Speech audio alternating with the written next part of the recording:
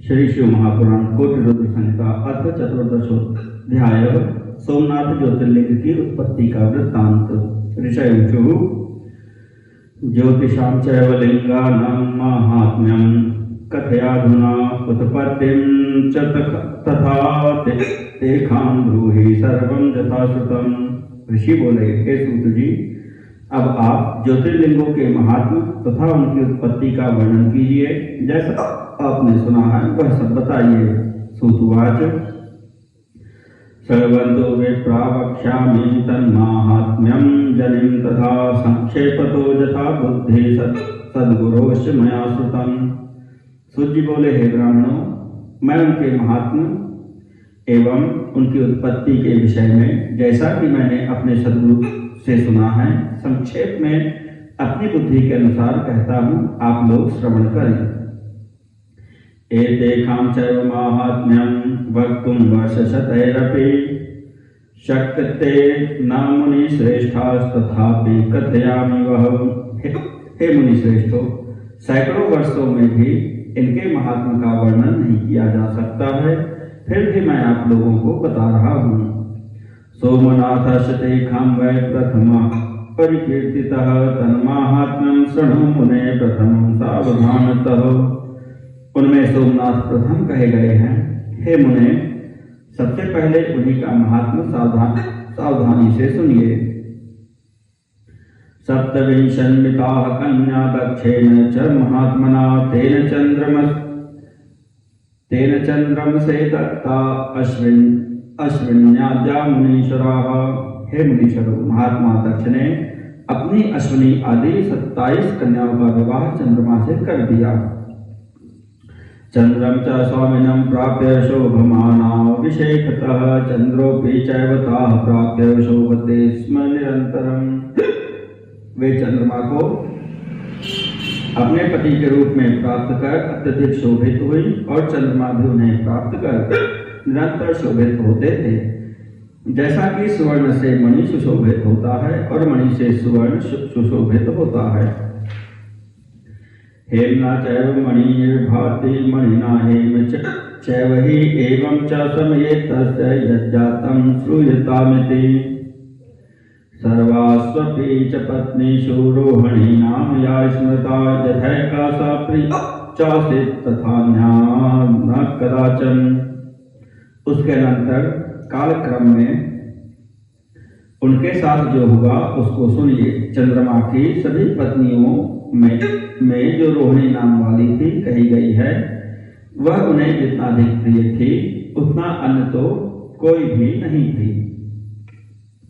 अन्यास दुःखमापन्नाः पितरं शरणं ययुः गत्वा तस्मै च यद्दुःखं तथा ताभिर्निवेदितं दक्षः च तथा श्रुत्वा दुःखं च प्राप्तवांस्तदा समागत्य द्विजाश्चन्द्रं शान्त्यात्वोच्चदवचस्तदा।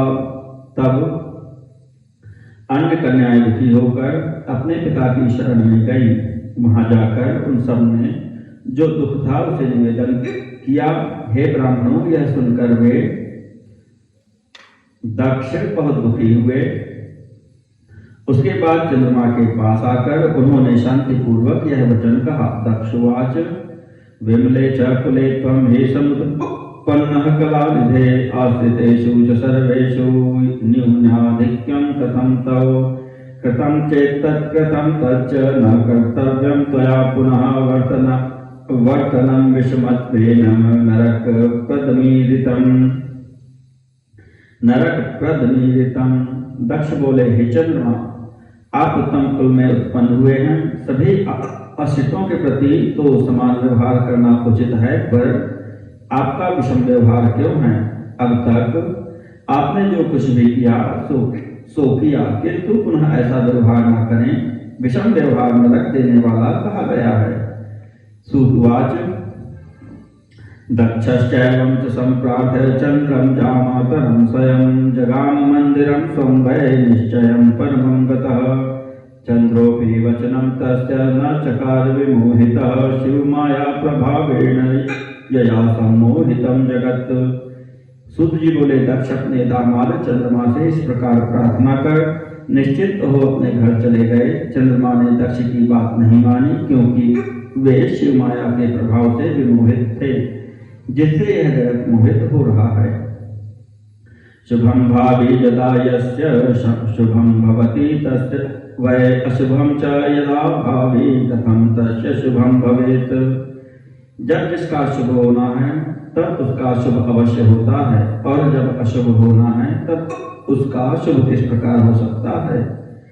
चंद्रोपि बलवद भावी वशान मेने न तद्वचः रोहिण्यां च समासक्तो नान्यं मेने कदाचन। तच्छ्रुत्वा पुनरागत्य स्वयं दुख समन्वितः प्रार्थयामास चंद्रं स दक्षो दक्ष सुनीतितः। चंद्रमा ने भी बलवान होनहार के कारण उनकी बात नहीं मानी। वे रोहिणी में आसक्त रहते थे तथा अन्य किसी पत्नी का मान नहीं करते थे। तब दक्ष बहुत दुखी हुए और सुनीति में निपुण वे पुनः स्वयं आकर चंद्रमा से नीति पूर्वक कहने लगे। दक्षवाच, श्रूयतां चंद्र यत् पूर्वं प्रार्थितो बहुधा मया न मानितं त्वया यस्मात् तस्मात् त्वं च क्षयी भव। दक्ष बोले, हे चंद्र, आप सुने, मैंने आपसे अनेक प्रकार से प्रार्थना की, किंतु आपने नहीं माना, अतः आप क्षय रोग से ग्रस्त हो जाएं। सूतवाच, इत्युक्ते तेन चंद्रो वै क्षयी जातः क्षणादिह हाहाकारो महानासीत् तदिन्द्रो क्षीणतां गते।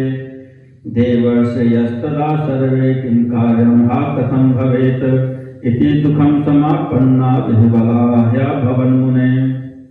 सूत जी बोले, उनके इस प्रकार कहने पर चंद्रमा उसी क्षण क्षय रोगी हो गए। तब उनके क्षीण होते ही महान हाहाकार मच गया। हे मुने, उस समय सब देवता एवं ऋषि, हाय अब क्या करना चाहिए, चंद्रमा का कल्याण किस प्रकार होगा, ऐसा कहते हुए दुखित तथा व्याकुल हो गए। विज्ञापिता चंद्रेण सर्वे शक्रादयः सुराः ऋषयश्च वसिष्ठा च ब्रह्माणं शरणं ययुः। चंद्रमा ने इंद्र आदि सभी देवताओं तथा वशिष्ठ आदि ऋषियों से यह सब बताया। तब सभी लोग ब्रह्मा जी की शरण में गए। गत्वापि तु तदा प्रोचुस्तद्व्रतं निखिलं मुने ब्रह्मणे ऋषयो देवा नत्वानुत्वापि विह्वलाः। ब्रह्मापि तद्वचः श्रुत्वा विस्मयं परमं ययौ शिवमायां सुप्रशस्य श्रावयन्तानुवाचः। मुने, उस समय वहां जाकर अति व्याकुल हुए थे गण एवं ऋषियों ने ब्रह्मदेव को प्रणाम करके उनकी स्तुति कर वह सारा समाचार निवेदन किया। ब्रह्मा भी उनकी बात सुनकर अत्यंत आश्चर्यचकित हो शिव माया की प्रशंसा कर उन्हें सुनाते हुए कहने लगे। ब्रह्मवाच, अहो कष्टं महज्जातं सर्वलोकस्य दुःखदं चंद्रस्तु सर्वदा दुष्टो दक्षश्च शक्तवान्। ब्रह्मा जी बोले, अहो सारे संसार को दुख देने वाला यह महान कष्ट उपस्थित हुआ है। चंद्रमा तो सदा से ही दुष्ट है और दक्ष ने भी इसे शाप दे दिया। सर्वं दुष्टेन चंद्रेण कृतं कर्माप्यनेकशः श्रूयतां रखयो देवाश्चंद्र कृत्यं पुरातनम्। दुष्ट चंद्रमा ने और भी अनेक दुष्कर्म किए हैं। हे देवताओं तथा ऋषियों, आप लोग चंद्रमा का पुरातन कृत्य सुनिए। बृहस्पतिर्गृहं गत्वा तारातुष्टेन वैधता तस्य भार्या पुनश्चैव सदैत्यां समुपस्थितः श्रमाश्रितस्तदा दैत्यां युद्धं देवैश्चकारः मया तृणानिषिद्धश्च तस्मै तारां ददौ शशि। इस दुष्ट ने बृहस्पति के घर जाकर उनकी पत्नी तारा का अपहरण किया। उसके बाद वह दैत्यों के से जाकर मिल गया और अपने पक्ष में उनके पक्ष में होकर देवताओं से युद्ध भी किया। जब मैंने और अत्रि ने चंद्रमा को मना किया तब उसने तारा को उन्हें लौटा दिया। तां च गर्भवतीं दृष्ट्वा न गृह्णामीति ब्रवीत अस्माभिर्वारितो जीवः पृच्छा जग्राहतां तदा। उसे गर्भवती देखकर बृहस्पति ने कहा, मैं इसे ग्रहण नहीं करूंगा। इसके बाद हम लोगों ने बृहस्पति को ऐसा करने से रोका। तब बड़ी कठिनाई से उन्होंने तारा को स्वीकार किया। यदि गर्भं जहाति ग्रहणामित्यब्रवीत् पुनः गर्भे मया पुनस्तत्र त्याजिते मुनिसत्तमाः कस्यायं च पुनर्गर्भः सोमस्येति च सा ब्रवीत् पश्चातेन गृहीता स मया च वारितेन वै। बृहस्पति ने पुनः कहा कि मैं इसे तभी ग्रहण करूंगा जब यह गर्भ का परित्याग करेगी। हे महर्षियों, तब मैंने तारा का गर्भ त्याग कराया। मैंने उससे पुनः पूछा कि यह किसका गर्भ है। तब उसने कहा कि यह गर्भ चंद्रमा का है। इसके बाद बृहस्पति ने मेरे कहने से उस तारा को ग्रहण किया। एवं विधानि चंद्रस्य दुश्चरित्राण्यनेकशः वर्णयन्ते किं पुनस्तानि सोऽद्यापि कुरुते कथम् यज्जातं तत् सुसञ्जातं नान्यथा भवति ध्रुवम् अयः अतः परमुपायं वक्ष्यामि शृणुतादरात्। इस प्रकार के अनेक दुष्ट कर्म चंद्रमा के हैं। उनका वर्णन मैं पुनः किस प्रकार करूं? वह आज भी वैसा ही क्यों कर रहा है? अब जो हो रहा था वह तो भली भांति हो गया, अब तो कभी अन्यथा होने वाला नहीं है। अब मैं आप लोगों को उत्तम उपाय बताता हूं, आदरपूर्वक सुनिए।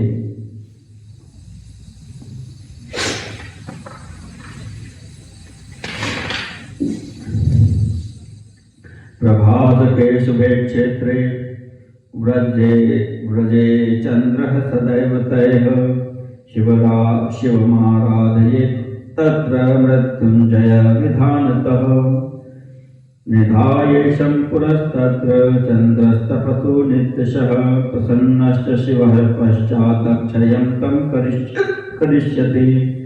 चंद्रमा कल्याणकारी प्रभास क्षेत्र में देवताओं के साथ जाए और वहीं मृत्युंजय विधान से शिवाराधन करे।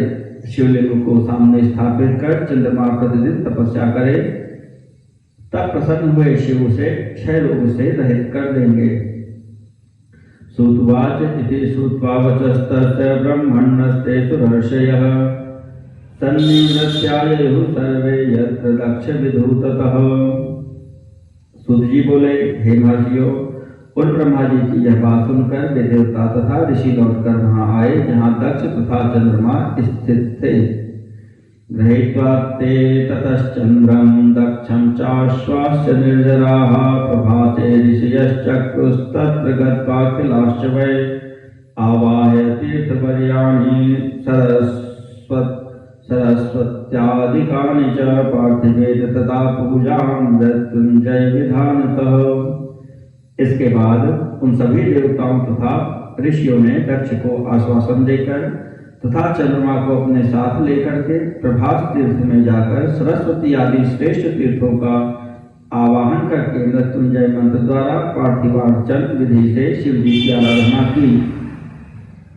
ते देवास तदा सर्वे ऋषियो निर्मलाशयाः स्थाप्य चंद्रम प्रभासे च संधामयेयुर्मुदा। उसके बाद विशुद्ध अंतःकरण वाले वे सभी देवता तथा ऋषि चंद्रमा को प्रभास क्षेत्र में छोड़कर प्रसन्नता पूर्वक अपने अपने धाम को चले गए। चंदेन च तपस्तप्तं खण्डमासं च निरन्तरं मृत्युंजयेन मंत्रेण पूजितो वृषभध्वजः। चंद्रमा ने निरंतर 6 मास तक तप किया और मृत्युंजय मंत्र से वृषभध्वज का पूजन किया। 10 कोटिमितं मंत्रं समावृत्य शशीचतं ध्यात्वा मृत्युंजयं मंत्रं तस्थौ निश्चलमानसः। स्थिर चित्त होकर चंद्रमा 10 करोड़ की संख्या में उन मृत्युंजय मंत्र का जप करके तथा मंत्र स्वरूप भगवान मृत्युंजय का ध्यान करते हुए वहां स्थित रहे। तम दृष्ट्वा शंकरो देवः प्रसन्नो भूततः प्रभुः आविर्भूय विधुं प्राह भक्तं भक्तवत्सलः। तब उन्हें देखकर भक्तवत्सल भगवान शिव प्रसन्न हो गए और प्रकट होकर अपने भक्त चंद्रमा से कहने लगे। शंकर वाच, वरम वृणीश भद्रम ते मनसा यत् समीक्षितम् प्रसन्नोहम शशिं सर्वं दासे वर्मनुत्तमम्। शंकर बोले, हे चंद्र, तुम्हारा कल्याण हो, तुम्हारे मन में जो अभिलषित हो वह वर मांगो, मैं तुम पर प्रसन्न हूँ, मैं तुम्हें संपूर्ण उत्तम वर प्रदान करूंगा। चंद्रवाच, यदि प्रसन्नो देवेश किम साध्यं भवेन्मम तथापि मे शरीरस्य क्षयं वारय शंकर क्षन्तव्यो मे पुराधश्च कल्याणं कुरु सर्वदा इत्युक्ते च तदा तेन शिवो वचनं ब्रवीत।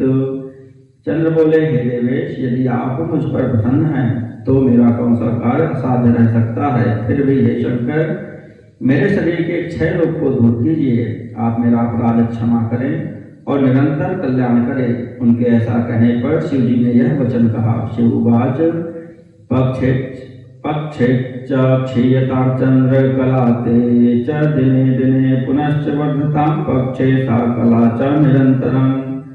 शिव जी बोले, हे चंद्र, एक पक्ष में तुम्हारी एक एक कला प्रतिदिन क्षीण होगी और पुनः दूसरे पक्ष में क्रमशः वह कला निरंतर बढ़ेगी। सूतवाच, एवं सती तथा देवा हर्ष निर्भर मानसा ऋषियश्च तथा सर्वे समाजगमुर्द्रुतं द्विजाः। सूर्य बोले, हे द्विजो, चंद्रमा के ऐसा वरदान प्राप्त कर लेने पर हर्ष से परिपूर्ण चित्त वाले सभी देवता और ऋषि महाशीघ्र ही आए।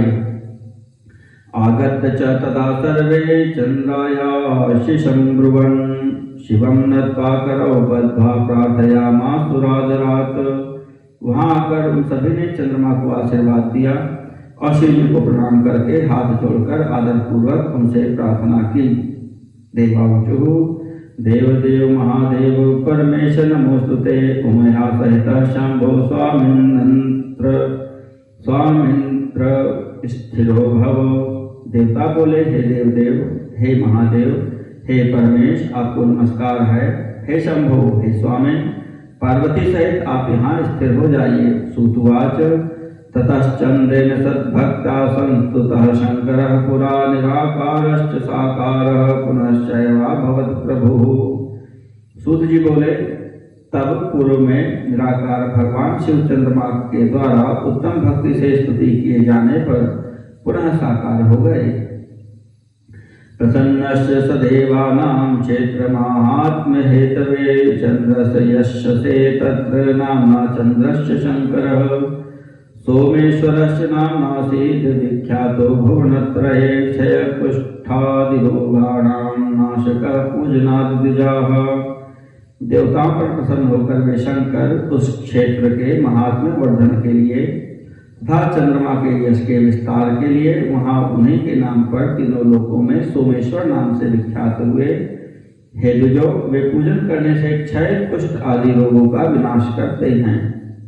धन्योऽयं कृतकृत्योऽयं यन्नाम्ना शंकरः स्वयं स्थितश्च जगतां नाथ पावन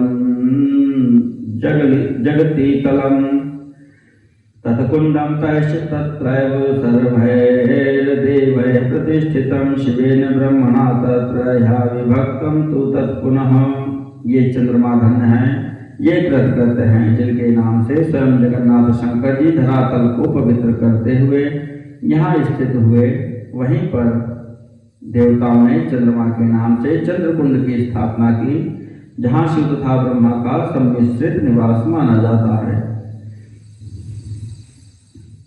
चंद्रकुंडम प्रसिद्धं च पृथिव्यां पापनाशनं तत्र स्नाति नरो यः स सर्वैः पापैः प्रमुच्यते। रोगाः सर्वे क्षयाद्याश्च ह्यासाद्धा ये भवन्ति वै ते सर्वे च क्षयं यान्ति क्षणमासं स्नानमात्रतः। पृथ्वी पर प्रसिद्ध वह चंद्रकुंड समस्त पापों का नाश करने वाला है। जो मनुष्य यहाँ स्नान करता है वह सभी पापों से मुक्त हो जाता है। उस कुंड में 6 मास तक निरंतर स्नान करने से क्षय आदि जो भी असाध्य रोग हैं वे सभी नष्ट हो जाते हैं। प्रभासं च परिक्रम्य पृथ्वीक्रम संभवं फलं प्राप्नोति शुद्धात्मा अमृतः स्वर्गे महीयते। प्रभास तीर्थ की परिक्रमा करके शुद्धात्मा मनुष्य पृथ्वी की परिक्रमा करने से होने वाला फल प्राप्त करता है और मरने पर स्वर्ग में प्रतिष्ठा प्राप्त करता है। सोमलिंगम नरो दृष्ट्वा सर्वपापात् प्रमुच्यते दत्त्वा फलं मनोभीष्टं मृतः स्वर्गं समीहते। सोमेश्वर लिंग का दर्शन कर मनुष्य संपूर्ण पापों से मुक्त हो जाता है और इस लोक में मनोवांछित अभीष्ट फल प्राप्त कर मरने के पश्चात स्वर्ग हो जाता है। यद्यत् फलं समुद्देश्य कुरुते तीर्थमुत्तमं तत्तत्फलं वाप्नोति सर्वथा नात्र संशयः। मनुष्य जिस फल को उद्देश्य करके इस उत्तम तीर्थ का सेवन करता है वह उस फल को अवश्य प्राप्त करता है, इसमें संशय नहीं है। इति ते ऋषियो देवाः फलं दृष्ट्वा तथा विधं मुदा शिवं नमस्कृत्य गृहीत्वा चन्द्रमक्षयम् परिक्रम्य च तत्तीर्थं प्रशंसन्तश्च ये ते ययुः चन्द्रश्चापि स्वकीयं च कार्यं चक्रे पुरातनम्। सोमेश्वर के उस प्रकार के फल को देखकर वे देवता एवं ऋषिगण प्रीतिपूर्वक शिव जी को नमस्कार कर क्षय रोग रहित चंद्रमा को लेकर उस तीर्थ की परिक्रमा करके उसकी प्रशंसा करते हुए अपने अपने धाम को चले गए और चंद्रमा भी अपना पुरातन कार्य करने लगे। इति सर्वसमख्यातः सोमेशस्य समुद्भवः एवं सोमेश्वरं लिंगं समुत्पन्नं मुनीश्वराः यः शृणोति तदुत्पत्तिं श्रावयेद्वापरान् नरः सर्वान् कामान् वाप्नोति सर्वपापैः प्रमुच्यते। हे मुनीश्वरों, इस प्रकार मैंने सोमेश्वर की उत्पत्ति का वर्णन कर दिया। सोमेश्वर लिंग इसी प्रकार प्रकट हुआ था। जो मनुष्य सोमेश्वर लिंग की उत्पत्ति को सुनता है अथवा दूसरों को सुनाता है उसकी सारी कामनाएं पूर्ण हो जाती हैं और वह सभी प्रकार के पापों से मुक्त हो जाता है। इति श्री शिव महापुराणे चतुर्थ्यां कोटिरुद्र संहितायां सोमनाथ ज्योतिर्लिंगोत्पत्ति वर्णनम नाम चतुर्दशोऽध्यायः।